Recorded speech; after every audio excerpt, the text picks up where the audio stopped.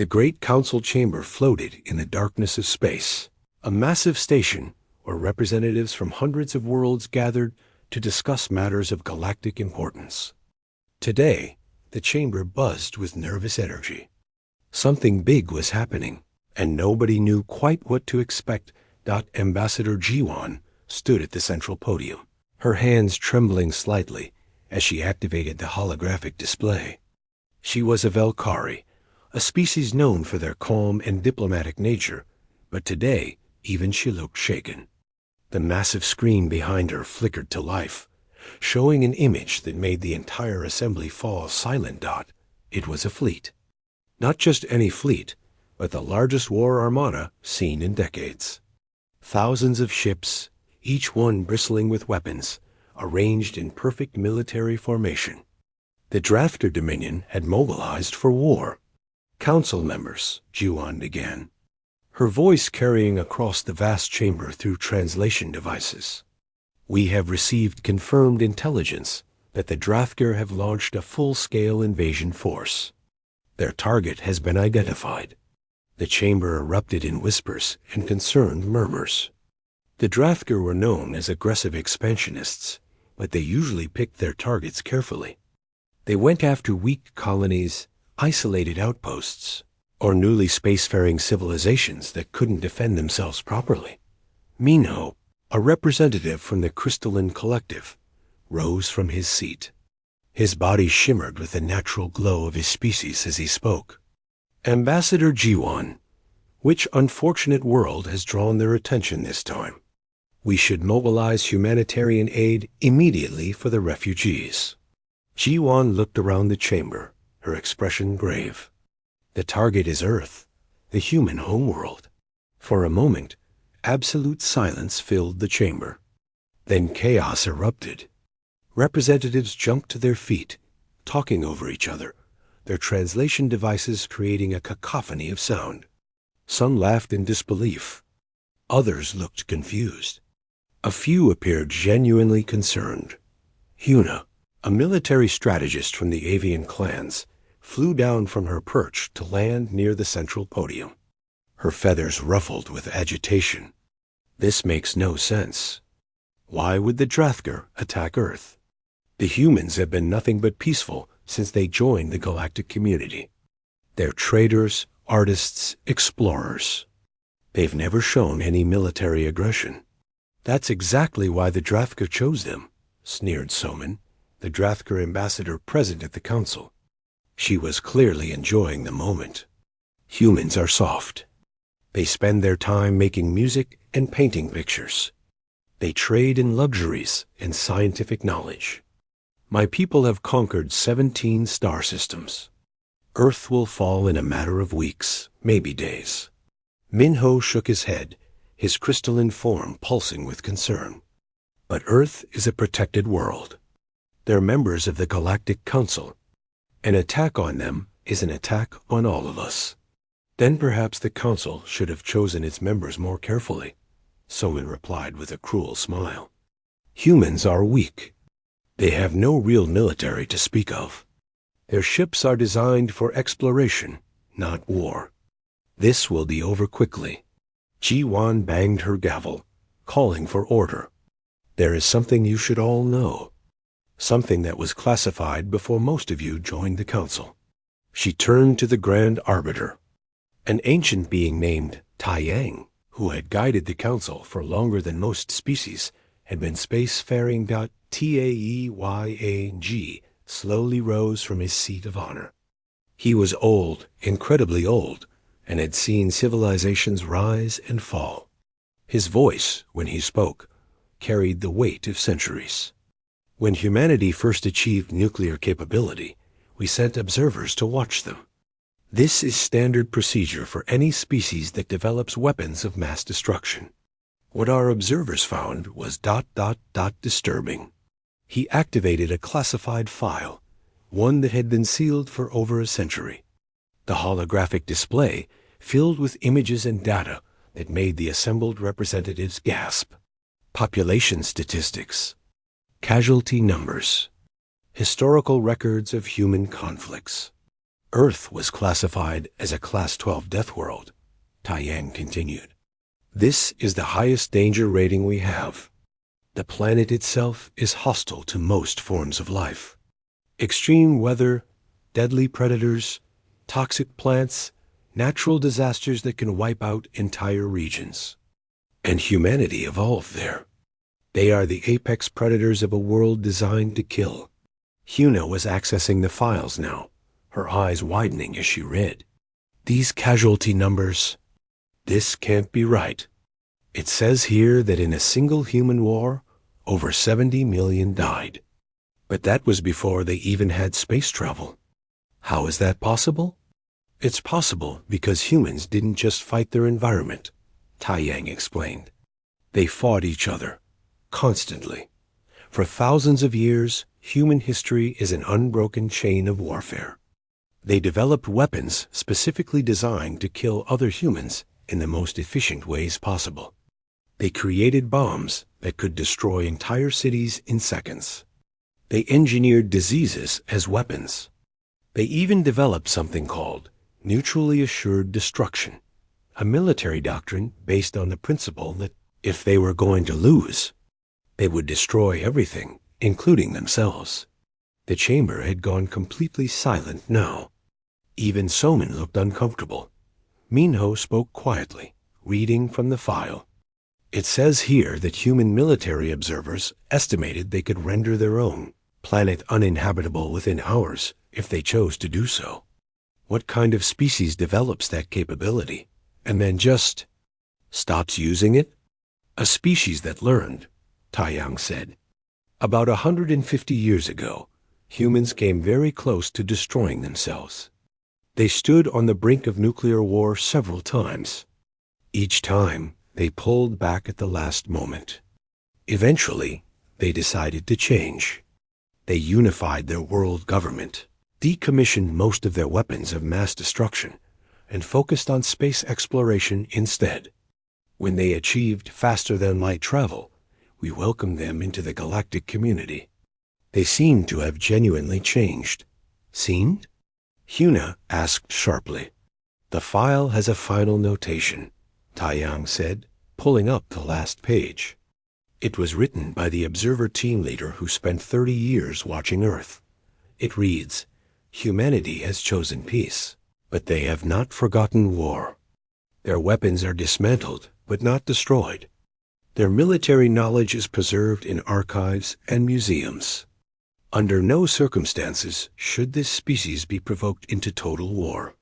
They know how to fight, and they know how to win. They simply choose not to anymore." Soman laughed, though it sounded forced now. "Ancient history and paranoid warnings. My people have modern weapons, trained warriors, and a fleet of 10,000 ships. The humans play at peace because they're weak, not because they're dangerous." Jiwan looked at her sadly. "The Drathker fleet is already en route?" "They left 3 days ago," Soman confirmed proudly. "They should reach Earth's solar system within hours." Huna turned to Taiyang. "Should we warn them?" "The humans?" "Warn them of what?" Taiyang replied quietly. "We can't reach Earth before the Drathker fleet arrives. And perhaps—" He paused, looking at the classified file still displayed in the air. "Perhaps we're wrong. Perhaps humanity truly has changed. Perhaps they've become the peaceful species they appear to be." But Mingho noticed something in the old arbiter's eyes. It wasn't hope. It was something else. Something that looked almost like fear. The council session ended in confusion and worried discussion. Most representatives believed the humans would surrender quickly, hoping to preserve lives.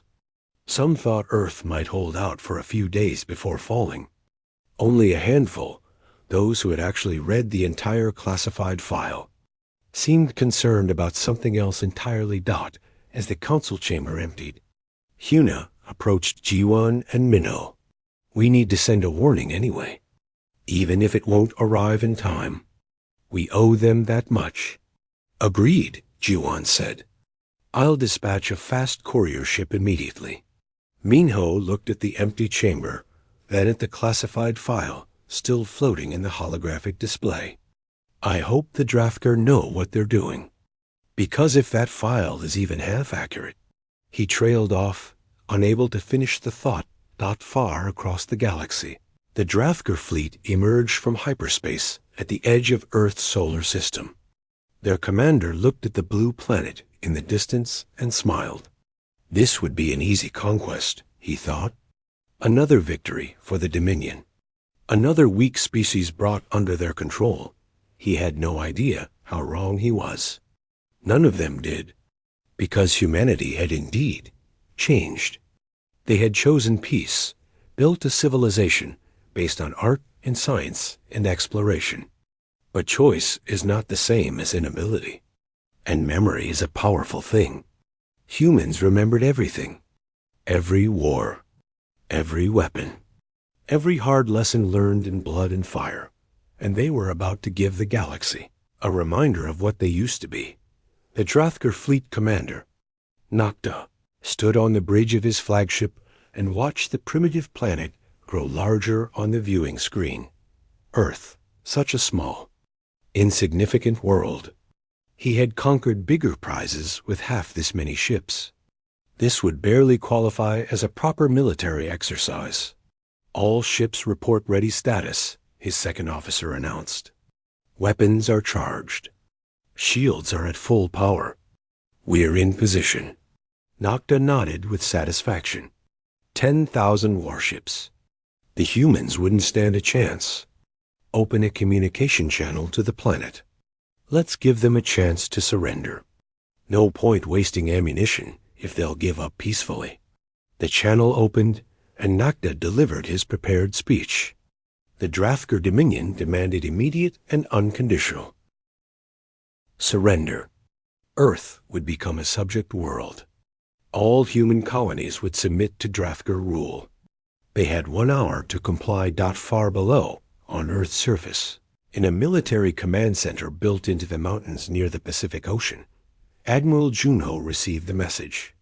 He was an older man, his hair gray at the temples, and he had served in Earth's defense forces for 40 years.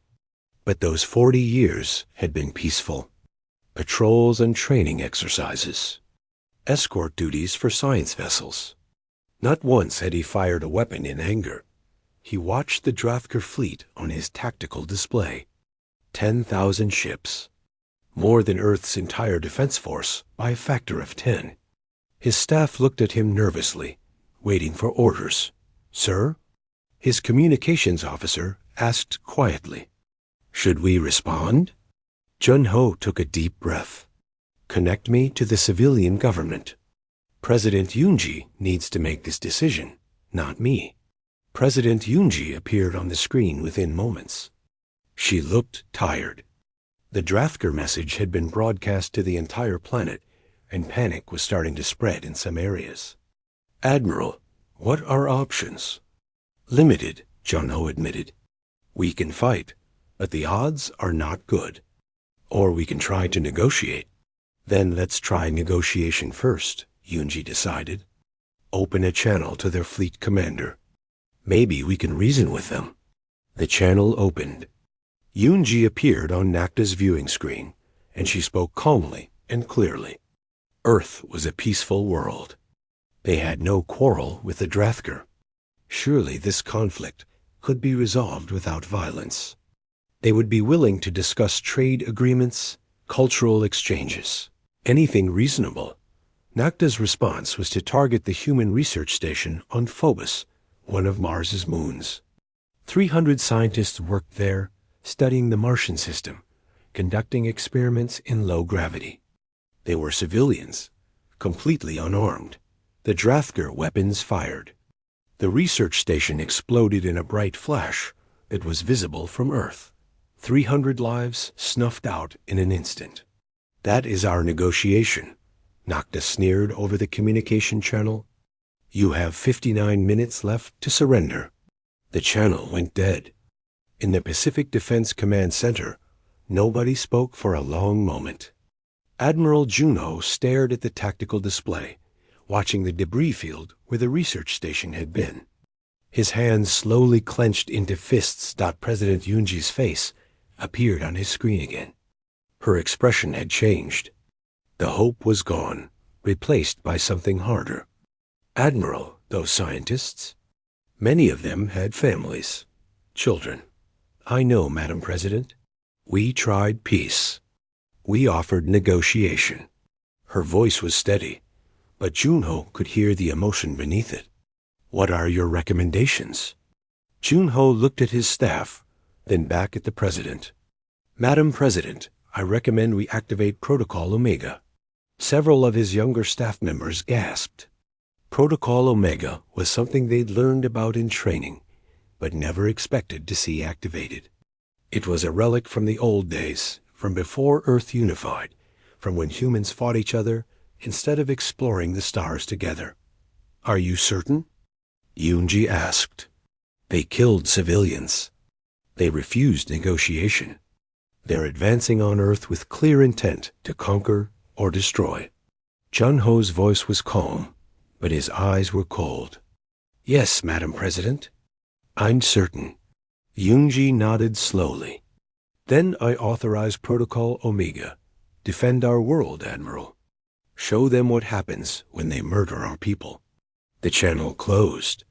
Admiral Juno turned to his command staff. Activate all defense platforms. Wake up the sleeping fleets. Bring the orbital batteries online. And someone get me Captain Genet of the Indomitable. Across Earth's solar system, things began to change. On the moon, massive doors opened in craters that had seemed empty for a century. Railgun batteries, their barrels longer than skyscrapers, emerged and began targeting solutions. In the asteroid belt, what had appeared to be mining stations suddenly revealed their true nature as military fortresses. And throughout the solar system, hidden in the dark between planets, ships that had been in cold storage began to wake up. These were not the exploration vessels the galaxy knew. These were warships. Real warships, designed and built when humans still fought each other, then mothballed when peace finally came. For 100 years they had slept in the darkness, maintained by automated systems, waiting for a day that hopefully would never come. That day had arrived. The Drathker fleet advanced confidently toward Earth, completely unaware of what was happening around them.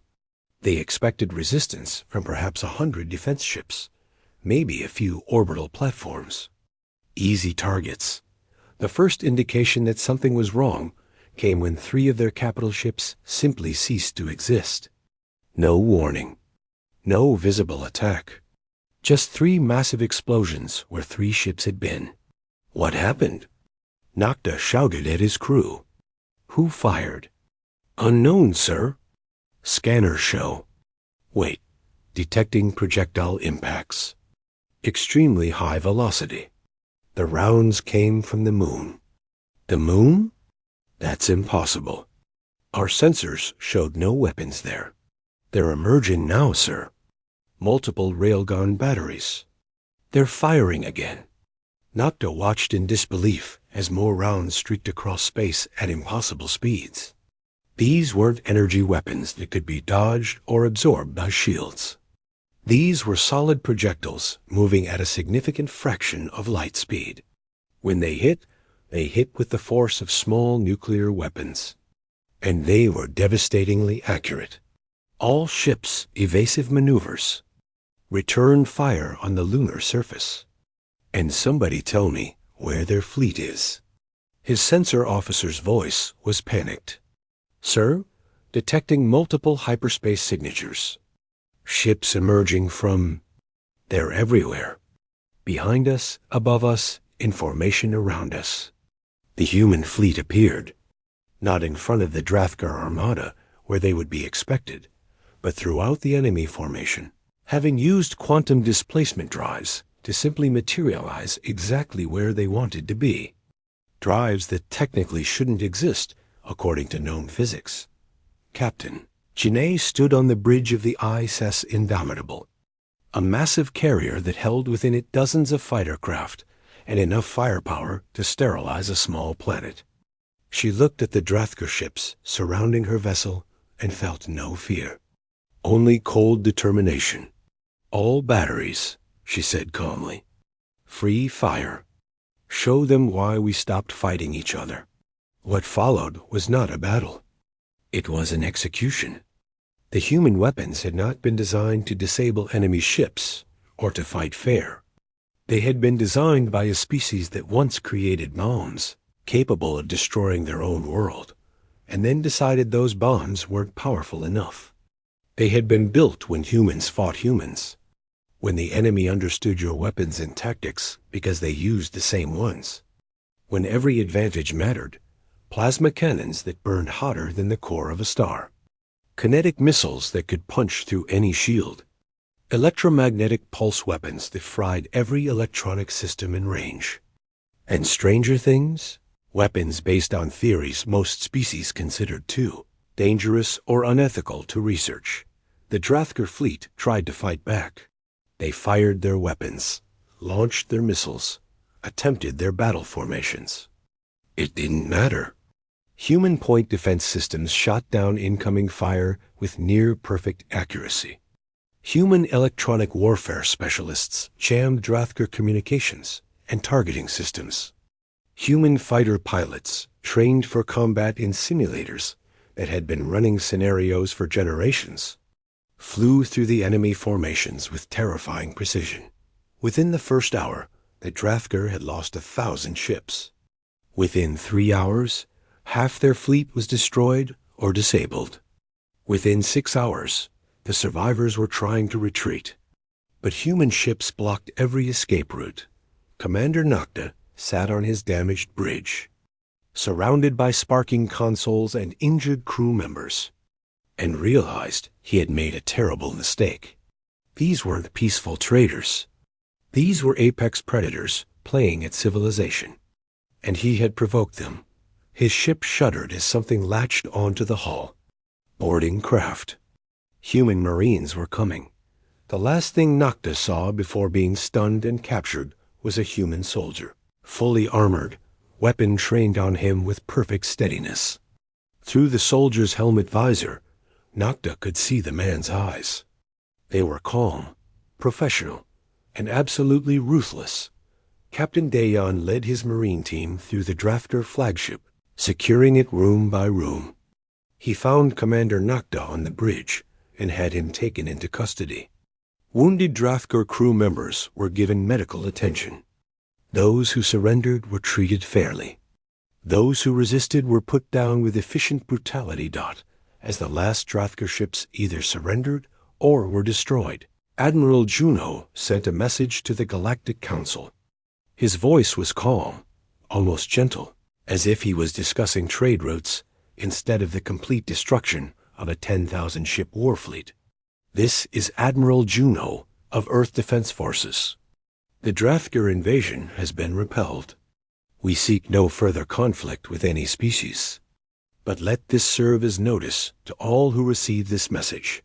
Earth remembers how to wage war. We chose to put down our weapons. We chose peace. But that was always a choice, not a limitation. Attack us. Attack our people.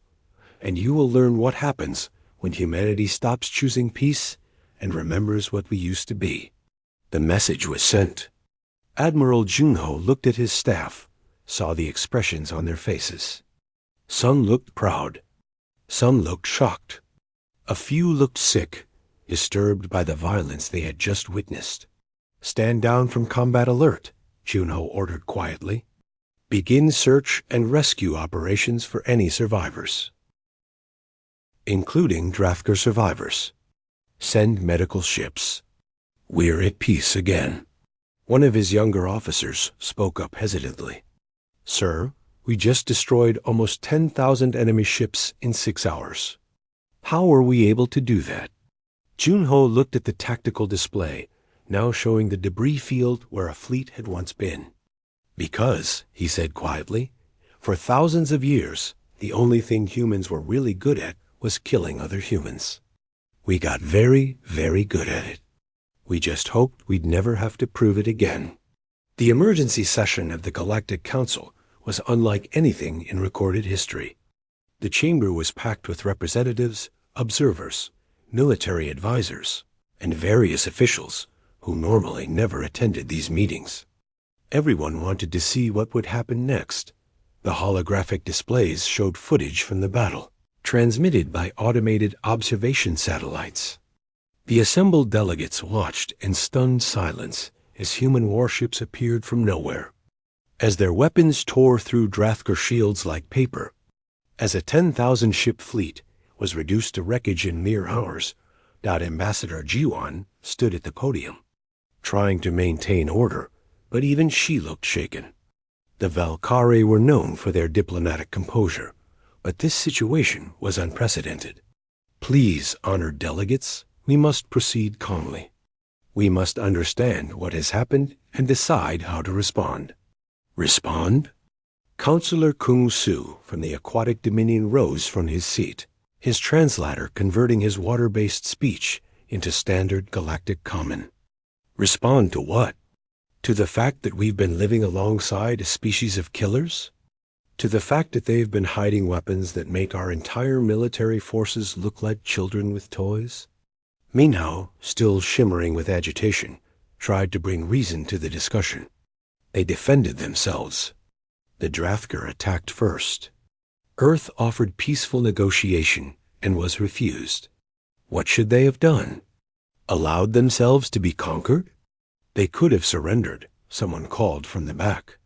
They could have appealed to the Council for help. And by the time we assembled a response force, Earth would have fallen, Huna pointed out. The military strategist had been studying the battle footage with professional interest, and what she saw terrified her. Besides, look at this footage. Really look at it. No Council military force could have stopped the Drathker fleet. We don't have weapons like these. We don't have tactics like these. The humans didn't just defend themselves. They demonstrated they're the most dangerous military power in the known galaxy. Grand Arbiter Taiyang finally spoke, his ancient voice cutting through the noise. This is my fault. I should have insisted the full truth about humanity be disclosed when they joined the Council. Instead, I allowed the classified files to remain sealed, hoping they would never be relevant.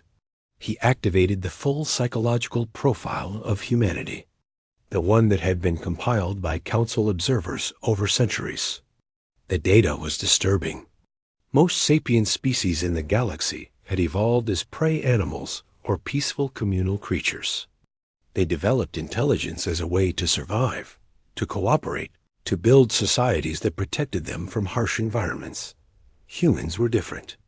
They evolved as persistence hunters, apex predators who chased their prey until it collapsed from exhaustion.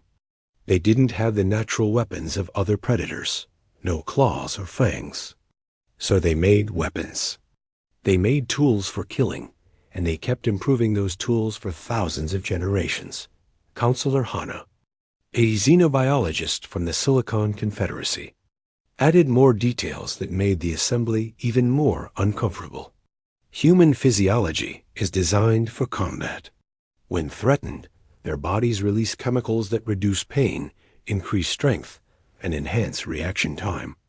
They have a fight or flight response, but unlike most species, humans lean heavily toward fight. Their brains are wired to find patterns, to plan, to strategize. These are hunting traits. But they seemed so peaceful, someone protested. They've been trading with us for 100 years. Their art, their music, their literature. Nothing suggested they were dangerous. Huna pulled up examples of human culture and displayed them for the assembly. Battle songs and war poetry. Novels about conflict and struggle. Films depicting massive wars and individual combat. Strategy games and military simulations. It's all there, she said. We just didn't look properly. Their culture is filled with warfare. They don't hide it. They celebrate it in their stories, memorialize it in their monuments, study it in their schools. We assumed it was ancient history. We didn't realize it was still part of their identity. The assembly watched a particular piece of footage from the battle. A human fighter pilot engaged 3 Drafter interceptors simultaneously. The human craft moved in ways that should have been impossible, performing maneuvers that would kill most organic species from the gravitational forces involved. The pilot destroyed all 3 enemy ships in under 30 seconds. How are they surviving those acceleration forces? A delegate asked. They're not completely, Hana explained. Analysis shows the pilot probably suffered several broken ribs, internal bruising, and temporary organ damage. But humans can function through that level of injury.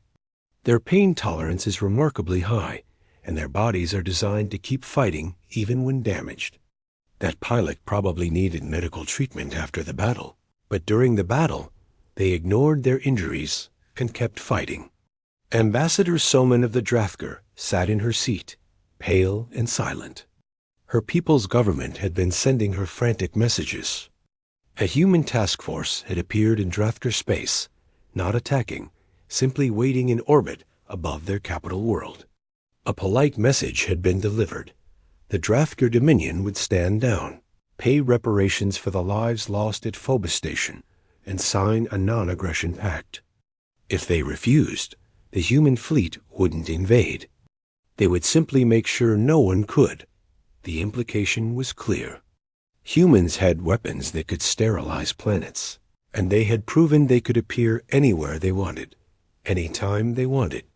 The Drafker Dominion, which had conquered 17 star systems, was completely at the mercy of a species they had dismissed as weak traitors. They're offering peace, Soman said quietly, reading from her latest message. They want peace. They're not demanding territory or resources, just a promise to never attack them again and compensation for the people killed. How generous, Kyung-Soo said sarcastically. They destroy your fleet, hold your homeworld hostage, and then graciously offer to not kill everyone if you behave. Is this the kind of species we want in our council? Ji-Wan banged her gavel. That's enough. We need to decide on an official response. The question before us is clear. How do we coexist with humanity now that we understand what they truly are? Grand Arbiter Tai Yang stood slowly, his aged form commanding respect. I have lived longer than most of your civilizations have existed. I have seen species rise and fall. I have seen peaceful peoples wiped out by aggressive ones. I have seen the cycle repeat across the galaxy. He paused, looking around the chamber. Humanity is something new. They are aggressive, yes. Dangerous, absolutely. But they chose to stop fighting. They unified their world, put down their weapons, and reached for the stars. They didn't have to do that. They could have continued warring among themselves until they destroyed their planet. Instead, they decided to change. But they didn't really change, someone argued. They just hid their weapons and waited. No, Minho said, having read deeper into the human files. They didn't hide them. They decommissioned most of their weapons. They converted military factories into civilian production. They turned soldiers into scientists and explorers. The weapons we saw in this battle were kept in storage, maintained but unused, a just-in-case measure. The humans genuinely tried to become a peaceful species. Huna nodded agreement. And they succeeded. For 100 years, they've been peaceful. They've contributed to galactic culture, advanced our scientific knowledge, traded fairly, and never once threatened another species. They became what they wanted to be. The Drafker forced them to remember what they used to be. The discussion continued for hours.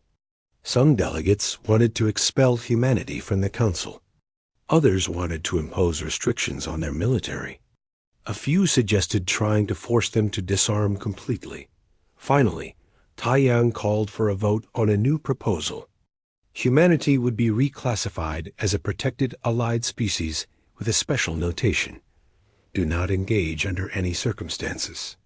The Drafker attack would be condemned, and Earth's defensive actions would be recognized as justified. Furthermore, the Council would offer humanity a position as a defensive partner, able to assist member worlds that came under attack. The vote was close, but it passed. Not everyone was comfortable with the decision, but most recognized that they had no real choice. Humanity had proven they could destroy any military force in the galaxy. Better to have them as allies than enemies. As the session ended, Kyung-Soo approached Ji-won privately. Do you think we're making a mistake? Giving them legitimacy? Asking them to help defend other worlds? What if they decide they like being warriors again? What if they turn that power against us? Ji-won looked at the tactical display, still showing the battle footage. I think we already made our mistake 100 years ago. We saw what we wanted to see. We welcomed them because they seemed peaceful, but we never really tried to understand them. Now we know the truth, and we have to deal with it. The truth being that they're monsters? No, Ji-won said quietly. The truth being that they're predators who learn to live like prey animals. They're warriors who chose to be artists. They're capable of terrible violence, but prefer to create beauty instead. I think that makes them remarkable. And I think it makes them exactly the kind of species we need on our side, because they understand both sides of that coin. They know what war costs because they've paid that price. Maybe that's why they'll fight only when necessary, and stop when the job is done. Across the galaxy, in the debris field where the Drathker fleet had been destroyed, human rescue ships searched for survivors. They found several thousand Drathker crew members in escape pods and brought them aboard, gave them medical treatment, food, and safe passage. The humans treated their prisoners with respect and dignity, even though hours before they had been trying to kill each other. Admiral Junho watched the rescue operations from his command center and felt very old. They had won. Earth was safe. But the cost of that victory was that the galaxy now knew what humanity truly was. They could never go back to being just peaceful traders and explorers. They had revealed their teeth, and no one would forget it. Sir, his communications officer said, we're receiving a message from the Galactic Council. They want to discuss Earth's new role in galactic security. Junho nodded tiredly. Of course they do. Tell them we'll send a delegation. He looked at his staff, saw the mix of emotions on their faces. Pride, fear, sadness, resolve. We did what we had to do. We defended our home. But we need to make sure the galaxy understands we only fight when we must. We're not conquerors. We're not monsters. We're humans, and we choose peace whenever possible. But even as he said it, Junho knew that the choice would never be quite as simple again. They had opened the box and shown the galaxy what was inside. And there was no putting it back. 3 weeks had passed since the battle, and a human delegation arrived at the Galactic Council headquarters. This time, things were different. When previous human ambassadors had visited, they were greeted with friendly curiosity. Now, armed guards lined the docking bay, and security was tight. The galaxy was afraid. Leading the delegation was Ambassador Sunny, a woman in her 60s with kind eyes and gray hair. She had been a history professor before becoming a diplomat, specializing in human conflicts of the past. Behind her walked Admiral Junho, still in his military uniform, and Dr. Minji, a psychologist who had spent decades working with soldiers suffering from combat trauma. The 3 humans walked through corridors where delegates from other species quickly moved aside, avoiding eye contact. Whispers followed them. The atmosphere was tense, fearful. Sunhee felt sad but not surprised.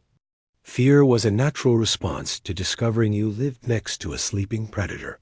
The closed session took place in a secure chamber with only the Council's senior leadership present. Grand Arbiter Taiyang, Ambassador Jiwan, Counselor Mino, Huna, and a few others. They sat across from the human delegation, and the silence was uncomfortable. Finally, Tai Yang spoke. "Thank you for coming. The Council needs to understand what happened and what will happen next. Many of our members are frightened. Some are calling for restrictions on human military capability. Others want guarantees that Earth will never use such force again, except in self-defense." Sun He nodded slowly. "I understand their fear. In their position, I would feel the same way.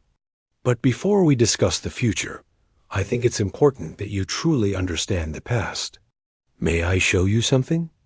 She activated a holographic display, but instead of military data or tactical information, she showed images from Earth, memorials and museums. The Holocaust Memorial with its endless names of the dead. The Hiroshima Peace Memorial, standing near the site where a nuclear weapon vaporized a city. The cemetery in Normandy, with row after row of white crosses. The killing fields of Cambodia. The 9/11's Memorial. Museum after museum dedicated to remembering the horrors humans had inflicted on each other. "We know what we are," Sunny said quietly. "We've always known. We're violent. We're aggressive. We evolved to hunt and kill, and we got very good at it. But we also evolved something else, the ability to choose. The ability to look at what we've done and decide to be different." Dr. Minji spoke up, her voice gentle but firm. "After we developed nuclear weapons, humanity faced a choice. We could continue our pattern of conflict, which would inevitably lead to our extinction, or we could change. It took time. We came close to destroying ourselves several times. But eventually, we decided we wanted to survive more than we wanted to fight." Counselor Kyung-soo, who had been one of the most vocal critics of humanity, leaned forward. "Then why keep such weapons?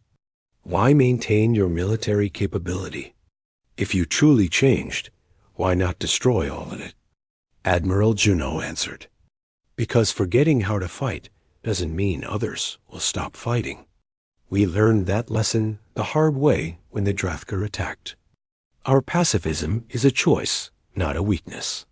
We choose peace because we truly understand the cost of war." "That sounds like justification for maintaining a threatening military force," Kyung-soo argued. "No," Sun-hee said firmly. "It's an acknowledgement of reality. We tried complete disarmament once, centuries ago. Some nations gave up their weapons while others kept them. The result was that the armed nations could threaten the unarmed ones. True peace requires strength and the wisdom not to use it. We have both." Minyo, who had been studying the images of human memorials, spoke thoughtfully. "These monuments, these museums, you preserve the memory of your conflicts deliberately. Why? Most species try to forget their violent pasts." Dr. Minji smiled sadly. "Because forgetting is dangerous. When you forget what war costs, it becomes easier to start new wars. We teach our children about the Holocaust so they understand what happens when hate goes unchecked. We preserve Hiroshima so they see what nuclear weapons really do. We remember our mistakes so we don't repeat them." Doyan, a philosopher from the Ethereal Accord who had been silent until now, challenged them. "But isn't that hypocrisy? You memorialize peace while maintaining weapons of destruction. You claim to be changed while keeping the tools of violence ready. How can you be both?" Sun-hee looked at him directly. "How can we not be both? We're not saints. We're not perfect beings who transcended our nature. We're humans. We carry our violent past with us every day. Our poetry is beautiful because we've known horror. Our compassion exists because we've experienced cruelty. You cannot have light without understanding darkness." She stood and walked closer to the assembled leaders. "We never hid who we were. We shared our history with you. Our literature, our films, our art, all of it reflects our struggles with violence. We told you about our wars, our weapons, our capacity for destruction. You simply chose not to see it because we didn't fit your understanding of what a dangerous species looks like. You wanted us to be peaceful traders because it was comfortable, Juno added. You didn't want to confront the reality that a species could choose peace while still remembering war. But that's who we are. We're the species that built bombs capable of destroying our world, then chose not to use them. We're the warriors who became gardeners. We're the hunters who learned to protect instead of kill. The room fell silent. Finally, Huna asked the question everyone was thinking. What now? How do we coexist with you? How do we trust you? Sun-Hee returned to her seat. By understanding that trust goes both ways. You're afraid of us. That's fair. But we're also vulnerable to you. We've shown you our capabilities, but we've also shown you our limitations. We have a small population compared to many species. Our worlds are few. If the entire galaxy decided we were too dangerous to exist, you could destroy us through sheer numbers. You think we would do that? Jiwan asked, shocked. I think fear makes people do things they otherwise wouldn't, Sun-Hee replied. That's why we're here. We want to find a path forward together. We have a proposal. She activated another display, this one showing a detailed plan. Humanity will share some of our defensive technology with Council members. Not our weapons, but our detection systems, our shield technology, our medical advances. In exchange, we ask for something unprecedented, a mutual defense agreement where humanity serves as the Council's rapid response force for extreme threats. The assembled leaders looked at each other in surprise.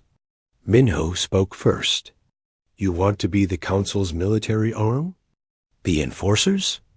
Not enforcers, Admiral Junho corrected. Protectors.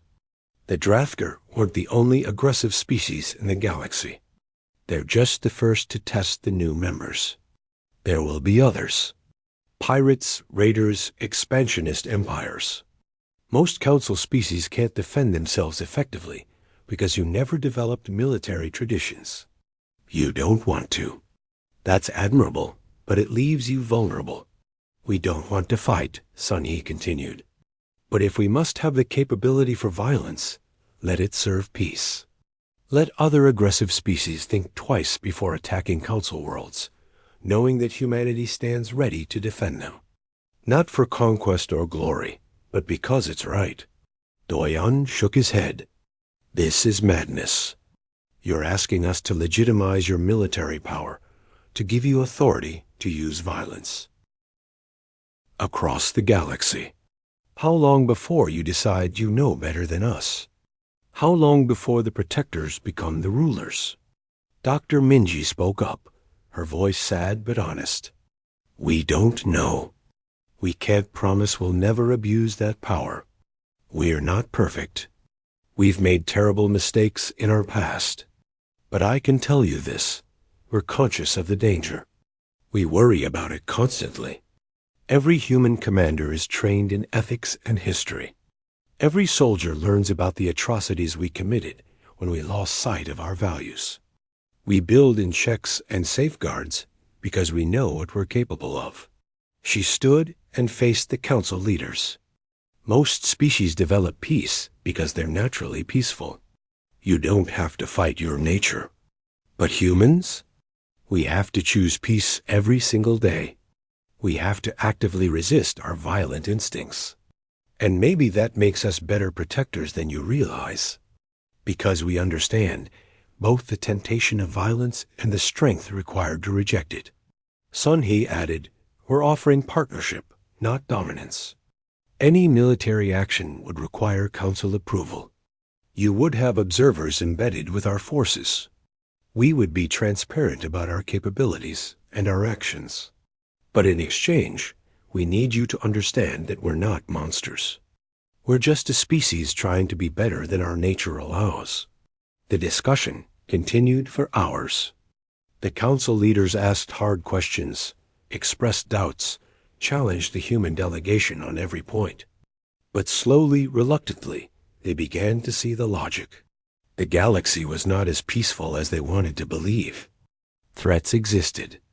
And humanity, for all their frightening capabilities, genuinely seemed to want peace. Finally, Grand Arbiter Taiyang called for a break. As the others filed out, he asked Sun He to remain behind. "I fear we have created a difficult situation," he told her quietly. "Other aggressive species will now know that force will be met with overwhelming force. But also, you humans now carry a heavy burden. How long can you remain protectors before you become conquerors? History suggests that those with power eventually use it for their own benefit." Sun He considered his question carefully. "I don't know," she admitted. "Our history shows we're capable of both nobility and terrible evil. But I think the fact that we worry about it, that we're conscious of the danger, is what keeps us from crossing that line. We remember what we were. We're aware of what we could become. And we choose, every day, to be better." She stood to leave, then turned back. "We have a tradition on Earth. We hold remembrance days for our wars. Not to glorify them, but to mourn them. We tell our children about the horrors, so they understand why we choose peace. Perhaps that's what keeps us balanced. We never let ourselves forget the cost." Taiyang nodded slowly. "Then I hope you never stop remembering. Because the day humanity forgets what war costs is the day the galaxy should truly fear you."